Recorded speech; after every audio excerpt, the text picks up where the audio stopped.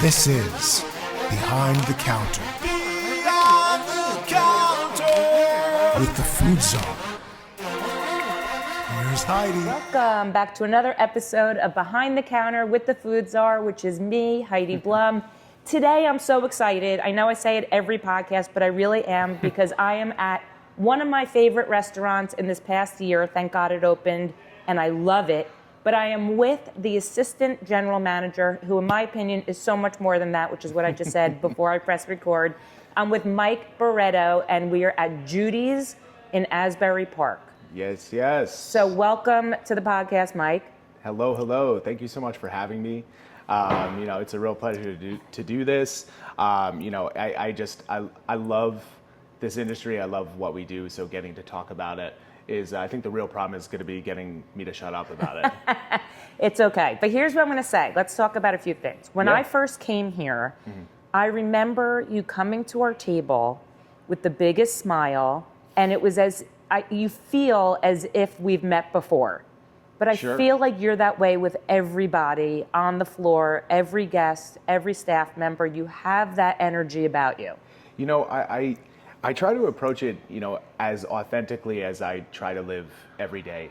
I love being here, but, really one of the things that I think is so important about this life that we're living is human connection. Yes. And I think it's one of those things that is rapidly evaporating in front of our eyes. Yes. So to be in a space where it is what this is all about, is that human connection, is like you have to capitalize on that. And I want people to come in here and I want them to feel, welcome. I want to get to know you. I want to see pictures of your dogs and stuff like that. It's like, it's what it's all about. So based on that, when we came the second time, we were friends. I walked in, you gave me a big hug, you remembered my name. It was like amazing. And honestly, that's part of why I love Judy's in Asbury, is you feel between you, our waitress, Susanna.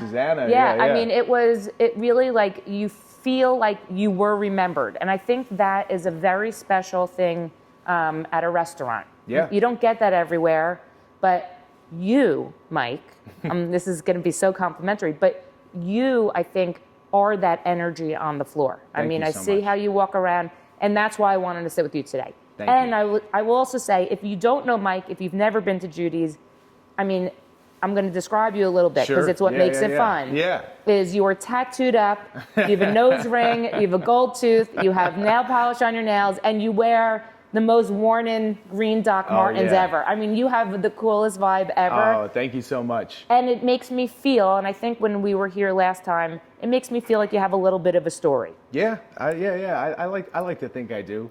I'm kind of just like a, corny little punk kid at heart. I started coming to Asbury Park, believe it or not. I went to my first Stone Pony show, I think when I was 12. Wow. What was the show? Do you remember? Yeah, it was a couple of touring punk rock groups. This band Set Your Goals from California.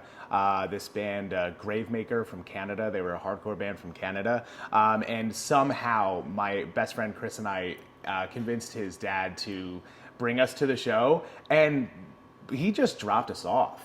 At 12. Yeah.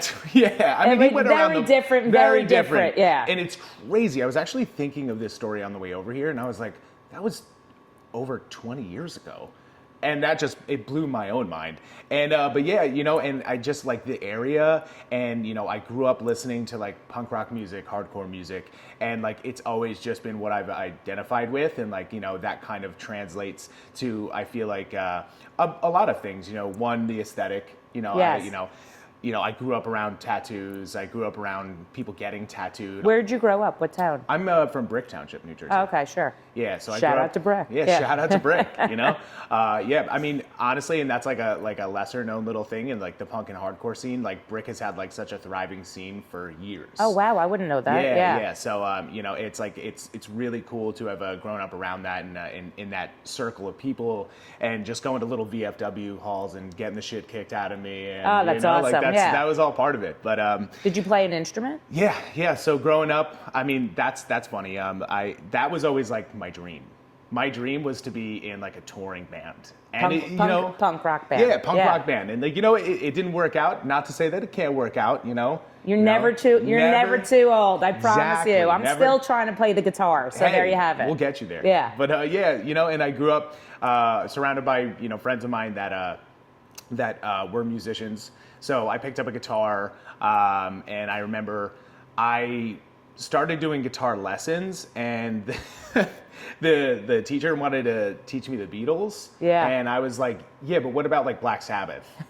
And he was like, no, like let's start here. And then that night I went home and I was like, yeah, Mom, I'm good. I'm like, I'll be all right. And I taught myself, and I leaned on my friends, and so I started playing guitar, and then like I started like singing and playing bass and stuff like that. So yeah, I just kind of like dove in and was in like a bunch of real crummy little crappy bands all throughout. But you were living the dream at the moment, I bet. Yeah. Oh yeah, playing somebody's garage, like that was awesome. The best. Yeah, one of like my favorite memories was I played a basement somewhere in like, I don't know, like Point Pleasant or something like that. And it was just like a house party? Yeah, it was like a crowded basement. And, I was just me and an acoustic guitar at the time. And I played like a couple original songs. And of course, nobody knows them. Yeah. So then, but then like, I played this one really popular song from when I was younger. It was called A Favorite House Atlantic by Coheed and Cambria. They're like a New York band. And everybody knew it. And so like I did this cover of this song, and I'm surrounded by all these people that know it, and they're singing the words back to me. And that was the moment that like locked it in. That's was like lighters are up. Yeah. And I think, this is actually a connection I'm making for the first time, I think, on this podcast, is that moment was probably what skyrocketed me liking being the center of attention. You felt you get that adrenaline rush. I know. And now I make the dining room my stage. I was going to say the dining room. I mean, it's an amazing metaphor, but the dining room is a stage. Every night you are putting on a production, right? Absolutely. And I don't think guests realize that I'm sure, which we'll get into. Sure. Like before the guests come in, you have to talk to the staff. Mm-hmm. You talk to the kitchen. Yeah. You talk to the bartenders. Yeah. You talk to the host. You talk to everybody to make sure everyone's in sync. It is an absolute production, and it does not happen without a team that really believes in what's going on. Yeah. Every day it's like, before our first guests get here, we're all here hours beforehand. Yeah. Prepping the kitchen, especially. The kitchen is here for hours and hours beforehand. And then the front of house team gets in, and it's just, we want to make sure that every detail, like down to like our table settings, looks as crisp as can be, up to the standards that we're trying to uphold. And then, we 4:30 sharp, family meal and pre-shift meeting. That's every day. We have that half hour before the doors open to discuss the evening, to have a meal with one another, because it's so important to do that. Yeah. Eating with one another, food is community, food is love. Amen. And to start each shift, that's why it's called family meal. Yes. That's why, because like that's the moment where, it really matters, because you're getting ready for it. Yeah. Whether it's like a moderate cover night or a night where you're busting at the seams and people are walking in, and you like, that's the moment that locks it in place. So let's take it back for a second. So you grew up a punk rock kid in Brick Township. Yeah. Then do you go to college? Do you start working in the restaurant business? How does that? So yeah, I guess we could start all this by saying that like the restaurant industry was never on your radar. Never on my radar. Shout out to 14-year-old me quitting McDonald's. Yeah, that Look was. At you now. Look at me now, Mom. Yeah. No, I love my mom. So graduate high school, and then after I graduated high school, I went to Albright College in Reading, Pennsylvania. Okay. And it's a small little liberal arts school. And I started studying art.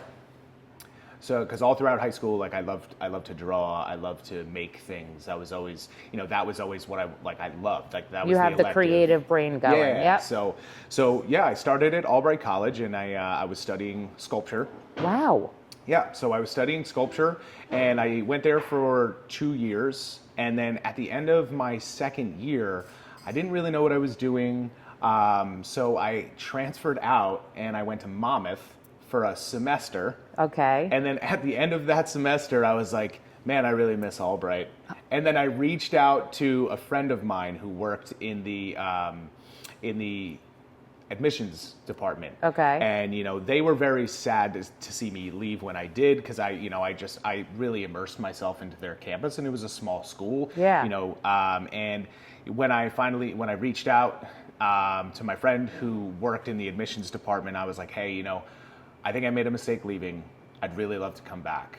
And then I went there, had a meeting with, like, you know, the admin department, and we made it happen. And I finished my junior year of college back at Albright, and then senior year, and then that graduated. Was it. Yeah, so I got a bachelor's degree in studio art, okay, with a focus in sculpture, and then where do you take that? So, like, what do? You graduate, and then you want to be a sculpturist? Yeah. Is that the right word? That's sculptor. A sculptor. Thank you. Okay, fine. But we can make words up.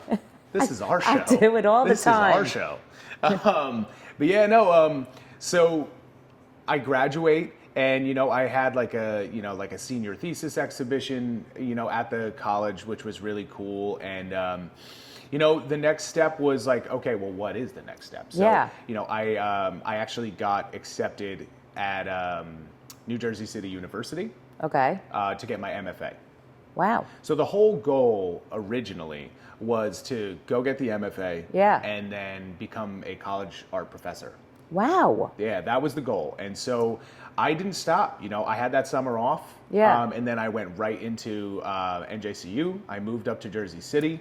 I started going to NJCU. I was doing full-time graduate studies up there. Yeah. And I did that for my first year.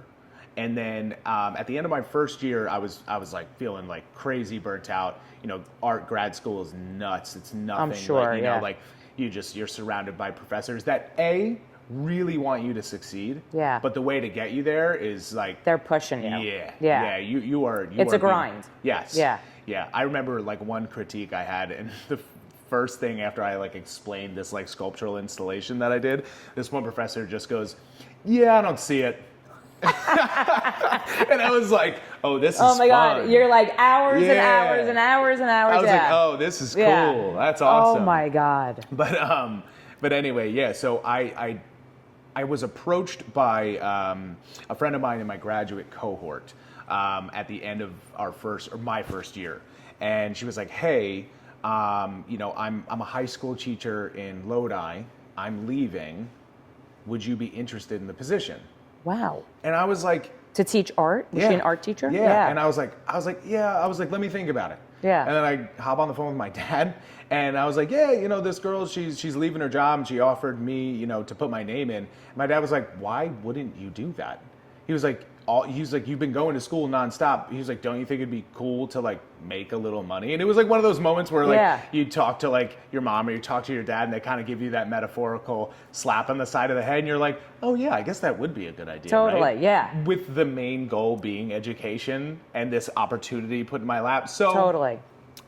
Right after that conversation with my dad, I like freaked out, and I like texted her. As a teacher, just going back to what you talked about, that's performing now. You're 100%. Performing at a classroom level. Yeah. Yeah. And so I reached out to my friend who had offered the position initially, and she set up an interview with me, and then I went and I interviewed with the administration department at the school. Yeah. And I got the job. And Mike becomes a high school teacher. High school teacher, right? Wow. Crazy. Yeah. So that was Did you love that? I really did. I did it for 3 years, right up until COVID shut us down. Oh my God. Okay. You know, and it was a small private school up in Lodi, New Jersey. Yeah. I was very lucky because I didn't have my teacher certificate. Yeah. You know, so it was a private school, so they were able to hire whomever they wanted. Yeah.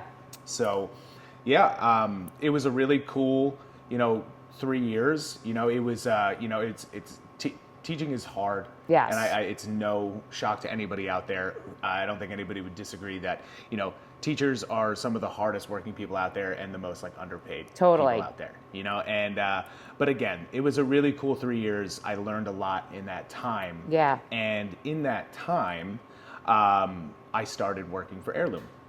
Oh, okay. Yeah, so that is like kind of the trajectory of my hospitality career. So what were you? Okay, so for those listening, there's Good Trouble Hospitality, yes, which is Dave Viana and Neely Robinson. Yes, they're the heads of Good Trouble Hospitality. Yes, they own Heirloom Kitchen in Old Bridge. Right. Yep. They own the lovely Lita. Yep. In Aberdeen. Mm-hmm. And now Judy's and Harry's. Yes. Which is in the St. Laurent Hotel in Asbury. Yes. Harry's is a cocktail bar. Mm-hmm. Judy's, because I know this so well, is a restaurant with the tagline being a Jewish woman who thinks she's Italian. Yes. Which is just the most brilliant thing ever. So you were working, so you end up getting a job at Heirloom Kitchen. So right before I got a job at Heirloom Kitchen, so again, the world shut down. I'm finishing out that year, the educational year as a teacher remote. And I send a letter of resignation to my principal at the time because I just was like, I just can't do this anymore. Yeah. I just fell out of love with it. Not particularly, just because of COVID. I think COVID was the push. Totally. But towards the end of that, that second year into the third year, it was really awesome. Like, being a teacher is an incredibly taxing, beautiful thing. But I was realizing that maybe this wasn't for me. Yeah. So again, so COVID hits, we shut down. And then after I finished that year, I was like, I really need a job. Yeah. So my wife, she's a hairstylist here in town. And so at the time, the school year is about to end, and I'm like, I don't know what I'm gonna fucking do. Like, I was like, this is what I had been doing for 3 years, and so she reaches out to a very, very dear friend of ours and a very, very dear friend of our restaurant group, Tanya. So Tanya formerly used to own Nettie's in Nettie's Tinton Spaghetti. Falls. Yes. Yeah. So Tanya formerly owned Nettie's in Tinton Falls, and so at the time, she still owned it, and my wife did Tanya's hair. Okay. So Tanya, my wife reaches out to Tanya and is like, hey, my husband needs a job. Do you have any openings? And so, she brings me on board, post-COVID, like restaurants reopening. They weren't super busy, but, she said yes to giving me a job, which I'm super thankful for. And then, so I started working for Nettie's as a barback. Wow. I had very little restaurant experience prior to that. She just took me on and threw me behind the bar, and I was working there a couple days a week, making a couple bucks. And then, eventually it got to the point where, like, again, it wasn't super busy at the time. A lot of restaurants were struggling at the time. Of course, yeah. And so Tanya, unbeknownst to me, very good at the time. Now, obviously, I know, but super good friends with Neely. Okay. So now Tanya reaches out to Neely and was like, hey, I got this kid who really wants to work, but I just can't give him shifts. And this is like one of my favorite stories because Neely immediately goes to Tanya, okay, well, what's wrong with him? Little did she know. Is he special? Yeah. So she sets up a meeting with Neely and I. I take a ride up to Old Bridge. And the rest is kind of history. Then I start being a back waiter over at Old Bridge. So was Heirloom Kitchen the first one that opened? Yes. Yeah. Okay. So so there you're doing the same job now. You're on the wait staff. Is that what you said? So Heirloom has about over a decade's worth of time under their belt. Being open as a restaurant in Old Bridge. I mean, they started for if you don't know. So they actually started as like a showroom. It wasn't like a cooking school? So before the cooking school and all that stuff, they started as like a boutique kind of like showroom for cool like kitchenware and stuff like that. And then they got the open kitchen installed. Yeah. And then, Neely started bringing in like chefs to do like classes and little dinner pop-ups and stuff like that. And then when she met David was like, oh no, like this has to be a restaurant. And like then the two of them collabed and then Heirloom Kitchen was born. Wow. In a nutshell. That's like very much like a short and condensed So you version. came to it when it was in which phase? So they were fully operating as a restaurant. Yeah. Okay. And so and I joined the staff as a back waiter, as a busser. Wow. Yeah. I had like again, I had very little restaurant experience under my belt. They are a very well-oiled machine up there, as all of our restaurants are. Yeah, I'm sure. And so she put me on as a back waiter, and I just kind of fell in love with it. I saw the duality between what they were doing with food and service, and how infatuated I had been with art my whole life. And I was like, these are the same thing. I was just going to say, food and art go hand in hand. If you are with the right people and the right chef and the right, I mean, it really, on so many levels. Yeah. Yeah. Yeah. And so, this was a restaurant experience that I had never been exposed to. I didn't know things like this existed. Sure. And I saw like the open kitchen. I saw the way that they played it. I was like, I don't know half the things on this menu. Like I was like, I didn't, and I always grew up growing up. I grew up. I'm Italian, Polish, and Cuban. Oh, I mean, the best food of it. I mean, you have the best mix. So, I mean, I'm really... You need a little bit of Jewish in there in your set, yeah. So, like, basically with those three, like, I'm really loud and I love to eat. Yeah. And so, so, like, I always loved food. My mom is has always been, like, a phenomenal home cook. Like, and so, but, like, stepping into this sphere of, Heirloom, they were this was the only restaurant at the time. Yep. In, the hospitality group.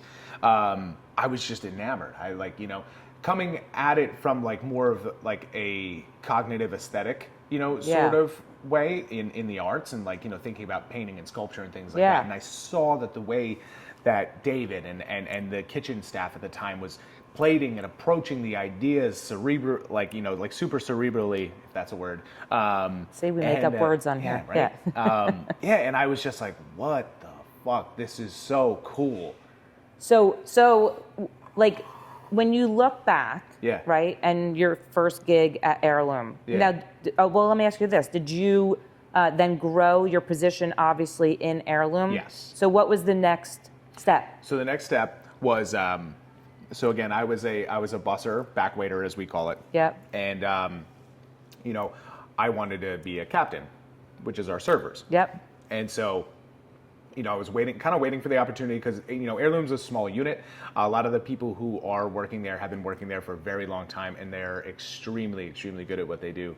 So, I wanted to be part of like the server team. And so, and like I was waiting for it. And one day, it was Valentine's Day. And we had, one of the servers had an emergency and called out. And they were pretty much like, all right, you're in. You're the understudy. Yeah, and I was like, oh shit. I was like, it's my time to go. And like, I didn't, like, that was one of the things like they told me when I got there. So like I had no time. Preparation. I was like, okay, so it's go time. And then from that moment on, I started by splitting my time up, where I would, I would be one of the support staff members on some nights of the week, and then pick up some serving shifts on other nights of the week, until it kind of naturally gave way that I was just part of the server rotation there. And did you love that part of it? I loved it, because that's what, that's really, because as you know, like with Susanna and our other captains that you've met, and, that is where I noticed, I was like, okay, I get to be the one that is conducting this experience. Yes. And I get to be myself and embed myself into this thing that wants me to be part of it. Yes. Which was really special. And I have to super, super cool shout out to Noah and to Kristen. They are two of the captains still working over at Heirloom. Without them, I wouldn't, I wouldn't know my like ass from my elbow. Did they help train you? Yeah, they did, big time. And then, outside of them, you have David and Neely, who saw this thing that I was bringing to what they had created. Yeah. And, they took a chance on me as somebody who had no experience, basically, coming into a very intense, loving environment where like hospitality is they live and breathe it. And so, and they saw that in me. Yeah. And they decided to take that chance, and I'm forever grateful for it, and they nurtured that. So, like, looking back, right? Can you like point out, like, was there a specific night that you like can go back to and say, I learned this from that? You know what I'm saying? Because I'm sure there were mistakes along the way. There's learning curves all over the place. Yeah. Oh my God. Yeah. I mean, mistakes are like, just a blanketed statement. Mistakes are as important, if not more important, than your successes. Because at the end of the day, as long as you're learning, that's a successful day. Yeah. And you don't learn quicker than from a mistake. But I think I wouldn't even say mistake. Let's not even call it a mistake. Yeah. Let's call it like, I guess when you're back then learning, what were like a couple of things that you bring forward to you now? You know what I'm saying? Yeah. So a couple of things that I learned back then that I capitalize on now is I think it's just knowing like the way you approach a table. Approaching a table with warmth. And approaching a table with not just warmth, but with confidence. Yes. That was something that I learned back then that I think about, every day, when I'm here. And because, these people that are coming in, they're coming in, they want to be, they're here for a reason. They want to be treated. Yeah. And that's part of this. It's a night out for them. They're spending money. They want an experience. Yeah. And so like, to approach a table with kindness and confidence and really lock that in like right out the gate where these people can relax. Yes. And they can trust in the person that is taking care of them. Yeah. That's when some of the best experiences happen. Well, back to what I said in the beginning, you have that. Thank you. You know what I mean? Thank you so much. Yeah. So, and I guess with Heirloom Kitchen and Lovely Lita and now Judy's, in the culinary world, these are major New Jersey restaurants. So for people who don't know those restaurants, these are major. I mean, they get a lot of awards, Thank you. Yeah, a lot of accolades. It's no joke. Yeah. So when people are coming as a customer, they're expecting that. That's the bar. Yeah. Yeah. I mean, I think the standard that we set for ourselves is both high but incredibly realistic. Yeah. And it's only realistic, again, I keep going back to this because of the people we have in place here at our restaurants, whether it's here, Heirloom Kitchen, Lita, the people that we surround ourselves with, is everything, and I think it comes down to like what our culture is and what we stand for here by way of hospitality and just as human beings. You know, just knowing that, generosity and authenticity and kindness is like, at our core. And you see that, like, you see that with like our staff in the way that even on like a totally sold out Saturday night, like we'll have a moment to like sit there and like, a song comes on that we all like. Yeah. And then like, three of us are singing it to each other across the dining room and stuff like that. But it's like, again, it's like this culture that we have cultivated in our restaurant group that is what it starts from within and then it works itself out. And when you have that love from the inside out, it's what confidently allows me to say that I don't think you're gonna find our style of hospitality anywhere else. I'm a customer, and I agree. Thank you. You're welcome. Thank you so much. So, and that's why I'm sitting here today. So, but I think also it translates to the customers. Do you know what I'm saying? Like, yeah, totally. Like if it hasn't happened to me here, but if, and I'm not that person anyway. Like, I could care less if there's a mistake, with my wrong wine, wrong dish, whatever. But I think that, as we know in other restaurants, customers can they take control. Mm-hmm. But I think the energy, the attitude, the warmth, everything that you're saying translates to the customers that you're like, it's okay. Yeah. Everyone's I don't know, you come to Judy's and everyone's in such a good mood. There's a buzz every time I come. Thank you so much. I mean, and I think that's what I'm saying. I mean, I think it translates to the customers. I think so. It's one of the things that, I just had during pre-shift on Friday. I had a moment at the end where I just kind of talked to the staff and I relayed just how incredibly proud of all of them that I am. Because one of the most common things that we hear in our reviews or just people coming up to me or Adam or anybody, at the end of the night on their way out is they talk about the staff. Yes. They talk about the excellence of the service, and they talk about, on more of like a human level, they talk about just like how incredibly refreshing it is to see the way that our staff interacts with one another. Yeah, I'm telling you, when we came the second time, not only were you like, oh my God, hi Heidi, you know, Susanna was the same way. Yeah, I mean, remembered our name off the bat. I mean, it was literally like, I was like, oh my God, I'm home. Yeah. That's what it felt like. That's what we wanted to feel like. And we wanted to feel like that, authentically. Yes, it feels that way. Because like we just, it's true, that we care as much as we do. And, there's a lot of, like, kind of like kitschy, ness to like the saying of like, oh, well, like we're like a family here, but it's true, it's like, it really is. Like I do spend time with these people on my days off. Yeah. We do talk in group chats. We do go bowling. We do like, it's like, it's cool. It's funny. I took a selfie. It was me, you, and Susanna. Yes, and I don't remember who the server was behind, like jumped in the picture. And she, do you know what I'm talking about? And I was like, I had no idea who she was. She came out of nowhere, but it was just very playful and fun. And I think that's totally, I mean, let's hold on a second. Sure, yeah. I want to continue with Heirloom. So you become a server. Yes. And then what happens? So I become a server. I just really love it. I like really fall in love with it. And, I'm just, that's what I'm doing then. I didn't really, I had left education.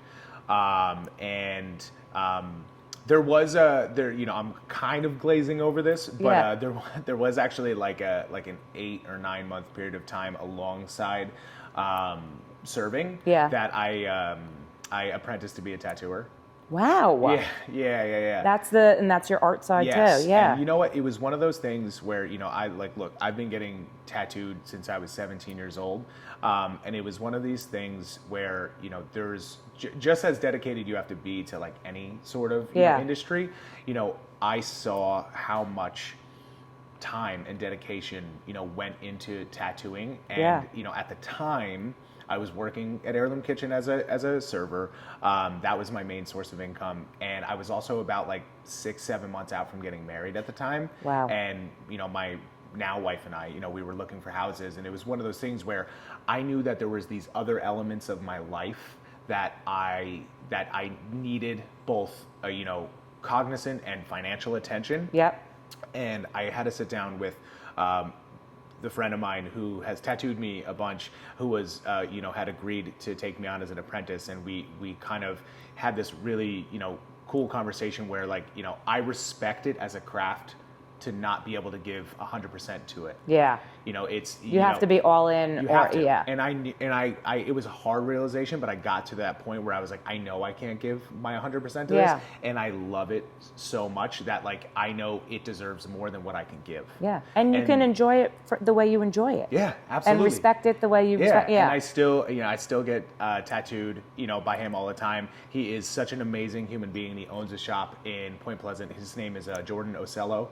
I love Jordan. Let's tag Jordan. I love Jordan to death. What's the name of the tattoo shop? He owns Funtown Tattoo in Point Pleasant, New Jersey. Incredible shop. Everybody there is a total heater. Like you go there, get tattooed. I know my best friend's going to listen to this, and she will go there. Yeah, I promise I'm telling you. Yeah, like Jordan's the man. Everybody who works there is incredible. So, so how do you get to be the AGM here? So, finally, there was talks of the next steps in our restaurant group. Okay, so Neely and David, met up with the people who own the Saint Laurent property, and they started. They had come in for dinner quite a few times, and I actually almost for Jamie, Bridget, Marissa, and all the people that are that own the property. After they came in the first time, I was the only one that took care of them. It was a really cool thing. If they were coming in, I was taking care of them. To Heirloom. To Heirloom. Okay. Yeah. Also, same thing with Judy and Harry, but we'll get back to that. I love them. Yeah. So, finally, it got to the point where this was the idea for Heirloom at the Saint Laurent, which was our original iteration here. Yeah. Was fully coming to fruition, and David and Neely approached me asking if I would come open this with them as their lead captain. Wow. So that huge was huge opportunity. Yeah, huge. So that was awesome. I had really put all 10 toes into like what they were doing at that time, and so it meant a lot for them to ask me. And I fucking love Asbury Park. Yeah. And my wife works in Asbury Park, and it's closer to my home. So all these things, I was like, yes. That's awesome. So then I came down here, and I opened this with them, and it was me, David, Neely, Danny McGill, who's a mentor of mine, and also the GM of Lita. Oh. So we opened this together, and I opened it as, again, their opening lead server, and it was awesome. And and that was it. It was kind of off to the races. And then from there, like we talked about, from going from back waiter to server in Old Bridge, that's kind of how it happened here as well. Okay. Going from captain to management. Yeah. So Heirloom at the St. Laurent. Yes. Changed. What was it? I guess a year ago. Judy's is what? Is it a year? We're coming up. So we decided, that January. Like that was like when we really kind of like locked in on the decision to. January of 2024. Or no, 2025 technically, because that's when like all the plans were kind of set in motion. We announced it to the staff. And then February is when we closed, and we were closed for a little over 2 weeks. And then on March 5th was Judy's first Friends and Family Night. So Heirloom at the St. Laurent, the concept there was, it wasn't a la carte. No. It was so Heirloom Kitchen. Yeah, Heirloom Kitchen in Old Bridge is a prefix restaurant. I mean, they've gone through many different iterations, whether it's like, a 3-course, a 4-course, a 5-course. They've done kind of like a little bit of everything. And now I believe they're doing a 4-course for the most part, with some weekly specials here and there. And then on Sundays, they do like a 7-course chef's tasting. But can't you get a la carte at the bar? In Old Bridge, no? No, because that's Lita. Yeah, that's Lita. Sorry about that. Yeah, no worries. Yeah. And so we opened up here as kind of like a second iteration of Heirloom as a concept. Got it. So we were like Heirloom Kitchen 2, essentially. Okay. In Asbury Park. And that was a huge success. Yeah. I mean, it was great. Like right out the gate. Yeah, and then it was after COVID. This was all post-COVID. Yeah. July 2022. Right. So then they do this for 2-3 years, and then they say we want to change it to Judy and Harry's. Yeah, I mean, what we kind of noticed is that like we were so proud of the product that we were putting out, and like the food that we were putting out, and like some of the accolades we were getting as Heirloom.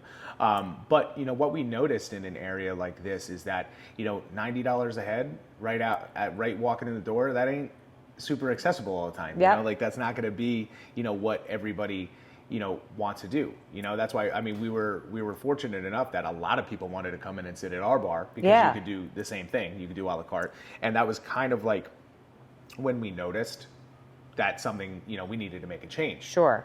And we tried like a bunch of different like special offerings and things like that, and some things were successful, some things weren't. Right. And ultimately it just put us in a position where we were like, okay, we need to pivot. We need to pivot something a little harder than just like, okay, now we're fully a la carte, So like we had to pivot. And then David and Neely had the concept for Judy and Harry's, flushed out, and we were like, okay, like this is going to be awesome. This is going to be it. This is the thing. And you at this point were not the AGM, or you were? I was. You were. Yeah. So at that point in time, leading up to us shutting down, I had fully transitioned out of being one of the servers, and I had been managing, that at that time about a year. Yeah. Okay. Yeah, about a year. So Judy and Harry's. Let's explain it for the people who are listening. Yeah, because I keep saying it's one of my favorite restaurants, which it is, and I'll go through the dishes here anyway. So it's all about like paying respect and homage to where we come from, right? Yep. And I don't know if you know this about Lita, but Lita is an abbreviated version of Rosalita, which is David's mother. No. Yeah. I did not know that. That's awesome. Yeah. So and obviously Lita and Heirloom is really also where we came from too. Exactly. Yeah, that's awesome. And that's the culmination of all these things is in the original restaurant. Lita, in homage to David's, Portuguese family and Portuguese heritage, and then Judy and Harry being real people. For those of you listening, if you don't know, a lot of people come in and they don't really know, but Judy and Harry are real people. They are one of the owner of the restaurant groups we mentioned earlier, Neely. That's Neely's parents. I met them when I was here last time, and you were like, have you ever met them? I was like, no, they're the nicest, cutest, sweetest. I mean, it was swagged out too. Like they're always like. It was such an honor. It was I kept saying to them. I think I said it. I had a couple glasses of wine, but I was like, "It's an honor to meet you." I was like, "I love it here." Because I did. Here's a little shameless plug for me, going back to the Heirloom Kitchen days. Yeah. So that was like the test for a server. If like you took care of Judy and Harry and they liked you, that was the test. And I just want to say, while we're recording, so everybody can know. The day I took care of Judy and Harry for the first time in Heirloom Kitchen in Old Bridge, from that night on, they requested me specifically. Do we hear the applause? Yeah, everybody. It's so loud you actually can't hear it now. That's amazing. No, but that was like a small moment in the beginning of like my hospitality career that I was like, I think I'm doing all right. That's totally. I got the Judy and Harry signature. So Harry's is a separate cocktail bar. Yes. Which is a dark, clubby, awesome, super moody, super cool, amazing cocktails. Yes. I don't even drink cocktails, I drink wine, but watching the mixologists back there, they're awesome. Yeah, our bar team is incredible. It's being spearheaded currently by Bridget Ramsey. She's our bar director here, and she's just she is just a powerhouse behind the bar. It is a total vibe in there. Yeah. But then you walk into Judy's, which is connected. You just walk down the hall, and it is bright. It is airy. It is open kitchen. It is happening. I always say it's like happening. Yeah. It is like Hamptons-esque in here, right? Yeah, absolutely. But the food is unbelievable. Thank you. Eggplant parm. I think you told me to get it my second time here, and I can't not get it because it's insane.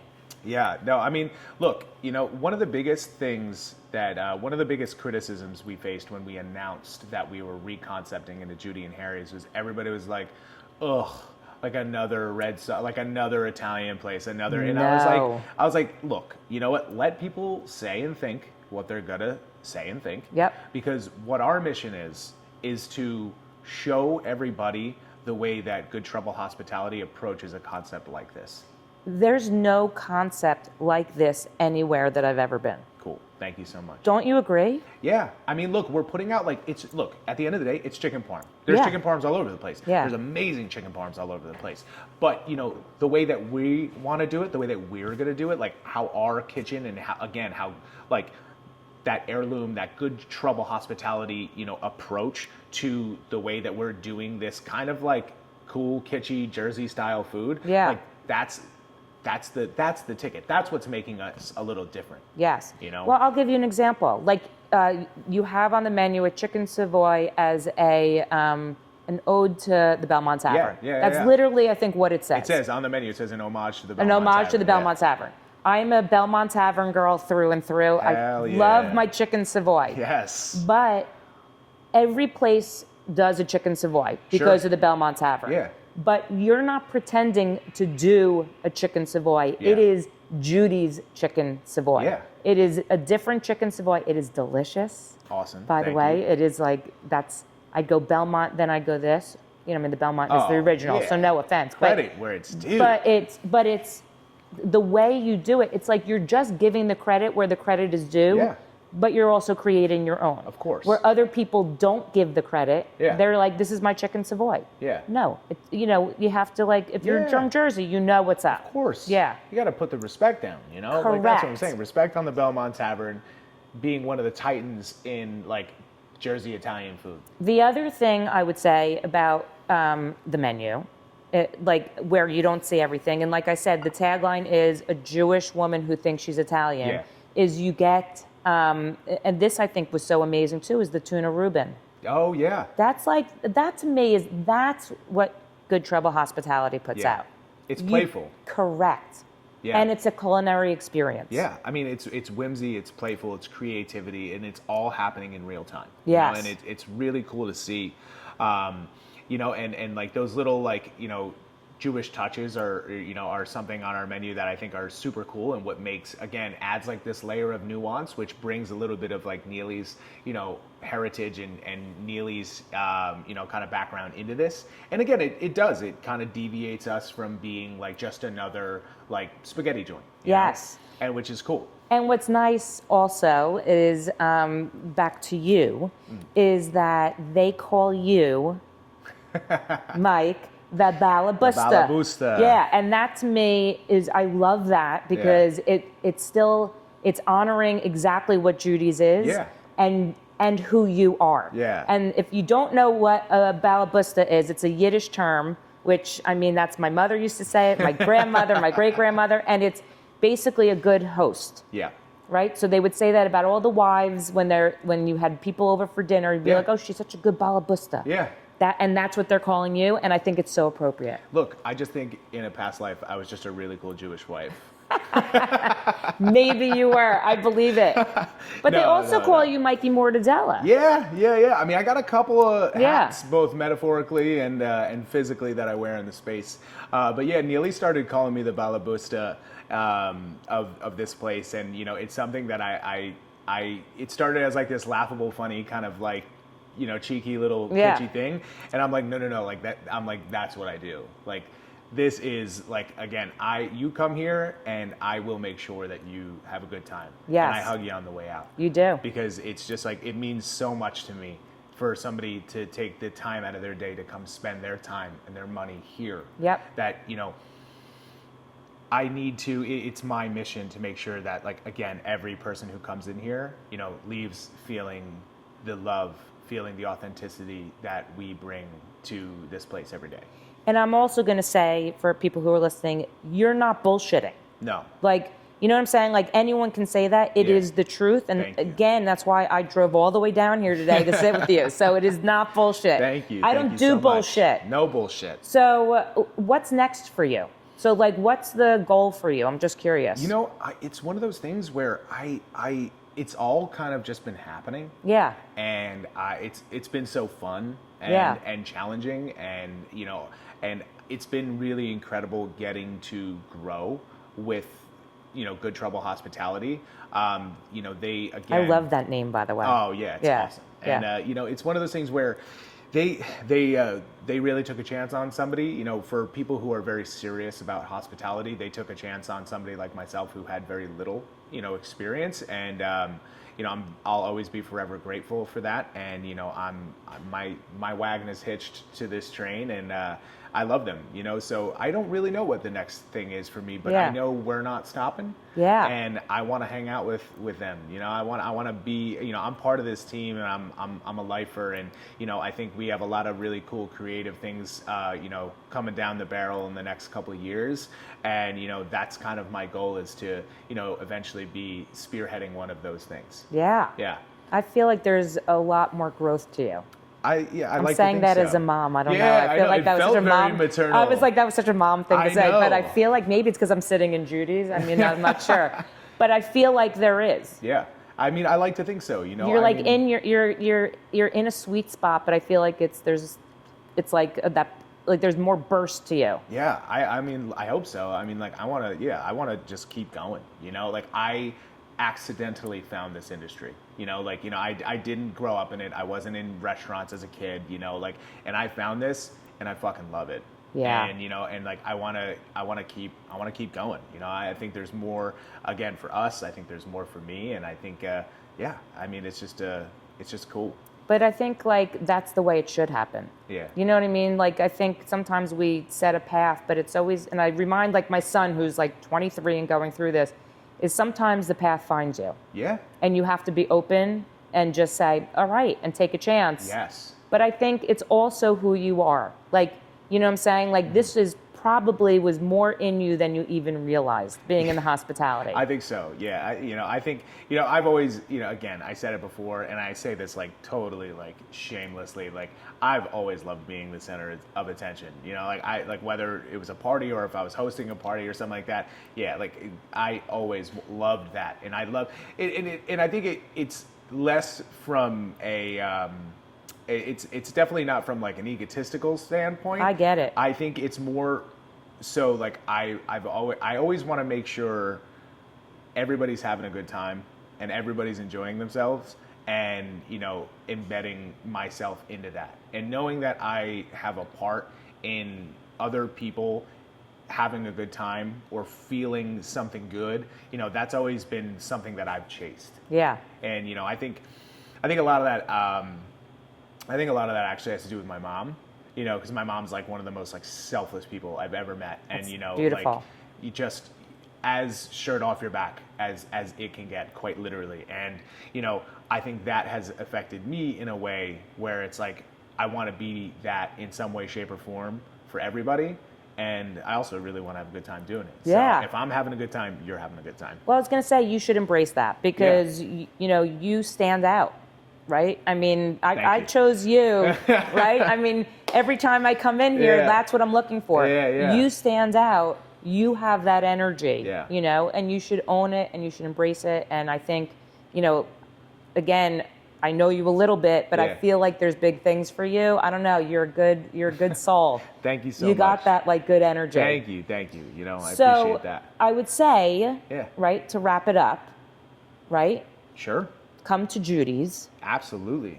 I mean, how does someone listen to this and not come to Judy's? Look, you know what?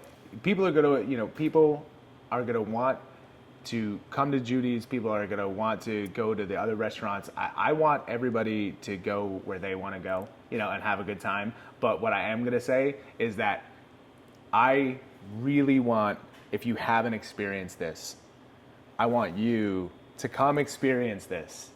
Because it's gonna change the way that you see what a dining experience could be. Agreed.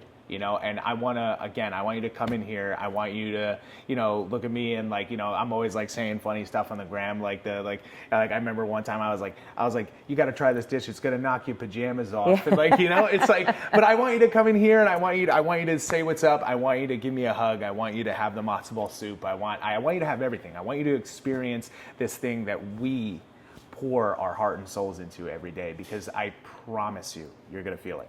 Well, think about how nice it is. You're talking not just about you, Yeah. right? I mean, you have a moment, you have a mic, you could talk about yourself, Yeah. but you're constantly talking about the staff. Yeah. And you're constantly talking about the hospitality group. Yeah.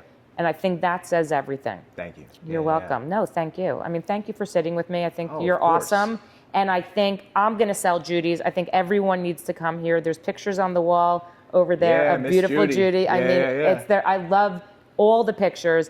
And I also love the Never Trust a Skinny Italian Chef book. Yeah. I took a picture of that. That's a great thing to see on your way in and on your way out. Yeah, But, so I would say to everyone listening, as my like little wrap up, is look up Good Trouble Hospitality. Yeah, please do so. Look up all the restaurants, but Judy's is my #1 favorite, and it's only because I haven't been to the other ones yet. Yeah, well, you got to make your way out there, and then for everybody listening, hit me up. Follow all the restaurants in the group. Hit me up on Instagram. I want to talk to you. I want to get to know you. I want to be friends. Come see the ballaboosta. Come hang out. Come, yes. Let's have a glass of wine. Let's have some pasta. Let's have a good time. Exactly. Mikey Mortadella. How you doing? How you doing? How's your sister? You're the best. Thank you so much for sitting with me. Heidi, this means so much to me. You are a quick friend that that came into my life, and I look forward to having more of this. I love it. I love you. You're good. I love you too. Thank you. Bye. Bye.